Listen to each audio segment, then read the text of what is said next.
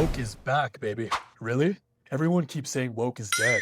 Let's unpack this because something weird is definitely happening. Because before woke became a meme or an insult or a Fox News obsession, it actually meant something pretty specific: staying alert to injustice, especially racial injustice. The term comes out of black political language and later got popularized more broadly through activism and the Black Lives Matter era. Even Merriam-Webster traces it back to that exact meaning. And that's important because somewhere along the way, the word got stretched, distorted, and eventually it turned into something people could even weaponize. Woke stopped meaning moral awareness and started meaning basically anything conservatives found annoying. There's reporting from AP and others showing how the term became this catch-all label. Diversity programs, protests, education, gender issues, all of it just gets lumped into woke.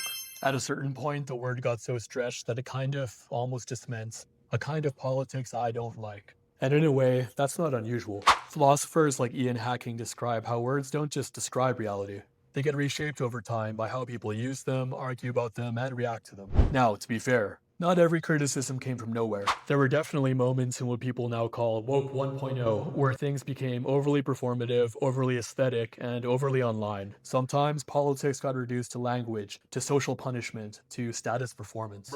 One good example is the Latinx debate, which got a ton of media attention, where a huge amount of energy went into debating online terminology. Even though polling showed that many Latino people didn't actually identify with the term, it became this massive conversation about the correct language, while broader issues affecting those communities often took a back seat. And yeah, a lot of people experienced that as exhausting. But I also think the backlash got way too convenient, because a lot of people experienced something like woke fatigue. For some, it felt like politics had become overtly online, overly language focused, overly concerned with saying the right thing all the time. And that frustration was real, but that frustration also got picked up, amplified, and weaponized, especially by the populist right, and turned into something much broader. Woke stopped meaning a specific set of behaviors. It started to become a blanket label for anything resembling social justice, equality, or inclusion.